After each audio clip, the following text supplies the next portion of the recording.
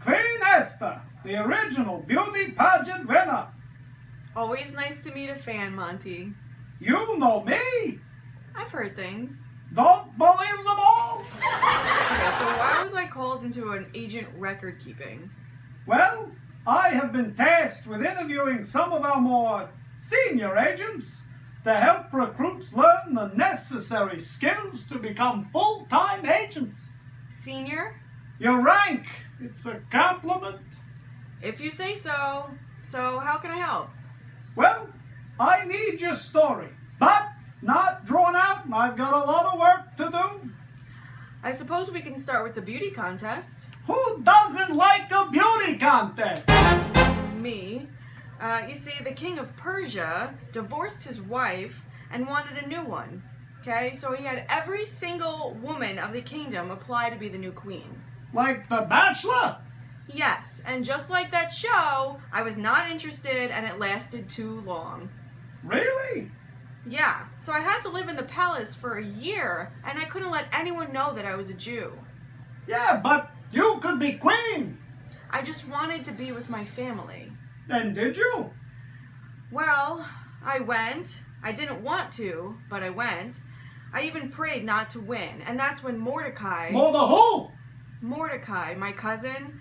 Anyway, Mordecai told me that I shouldn't just pray for what I want, but for what God wants. Ah, so JFK stole that line, huh? Who? Never mind, go on. Okay, so I learned to pray for God's will, even if it wasn't mine.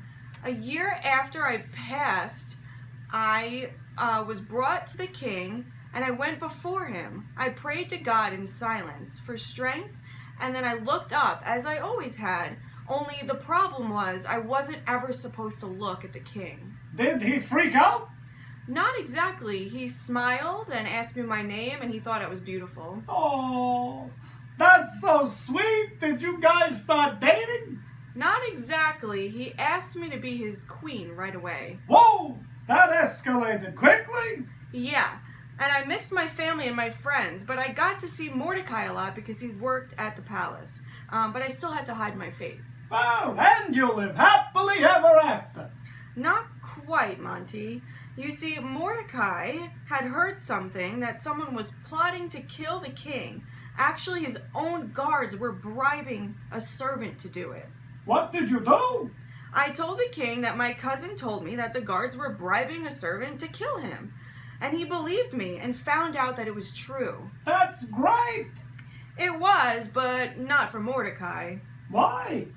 I told the king that it was Mordecai who gave me the info. But at the time, his advisor was plotting to eliminate all the Jews. Well, that's just terrible timing. You have no idea. His advisor, Haman was his name, this guy was telling the king that the Jews did not respect him or his laws. So the king signed a law that all the Jews would be put to death. Mordecai and all the Jews were terrified. Well, yeah, death threats will do that to a person. I know. And Mordecai wanted me to beg the king to change the law. Well, did you? I was nervous. I really wasn't allowed to just go to the king whenever I wanted to. I was supposed to wait until he wanted me to go to him. Well, that's a tad outdated. Very. But so that's just the way it was. I prayed about it and I asked all the Jews to pray. After 3 days, I thought that maybe this was why I was queen. Well, to yeah. save the Jews. Yeah, that is the sort of thing that God would do. Exactly. So I went to the king and I asked if I could meet with Haman. That night, Haman planned to hang Mordecai for refusing to bow to him. Why didn't he just bow? Because we bow to God only. That's a solid answer. Solid answer. I thought so too. Anyway, that same night, the king was reading about his history. This guy was a little full of himself, huh? Yeah, it's good to be king, I guess. But as he was reading, he was reminded about how Mordecai saved his life. And he asked how Mordecai was rewarded. And his servant told him that he wasn't. Well, that stinks. Yeah. But check this out, though. God's timing is awesome.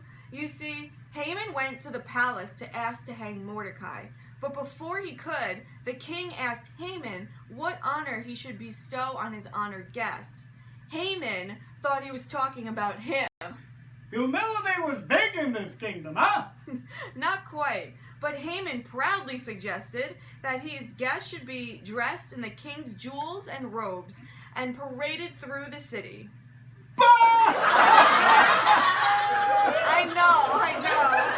So the king has Haman honor Mordecai, and the next day when Haman comes from my meeting, the king asked, "What do I want? Whatever it is, he will grant it to me because I am his queen." I tell him that I want my family's life spared and my life spared. And the king flipped out and asked that who wants to hurt me? And I tell him that Haman wants to kill me and all the Jews in his name. I don't see a happy ending for this Haman fella. Yeah, so check this out. The king storms out and Haman begs me for mercy, but the king has him hanged on the gallows he built for Mordecai. Whoa! That's some Old Testament with a little bit of M. Night Shyamalan. Who? Never mind. You could have been killed when you outed yourself as a Jew. Yes, I could have, but by not denying my faith, my people were saved and we had peace in the kingdom. That's what God does. He gives us strength to be who He wants us to be, not who we want to be. If I had my own way, I would have had a simple life with my family, and I would have been executed because the king would not have had anyone to turn to who stood up for God's people. It took me a long time to learn to wait on God, but once I did, well, it was good to be queen. Fair enough, fair enough. Thanks for coming in, Queen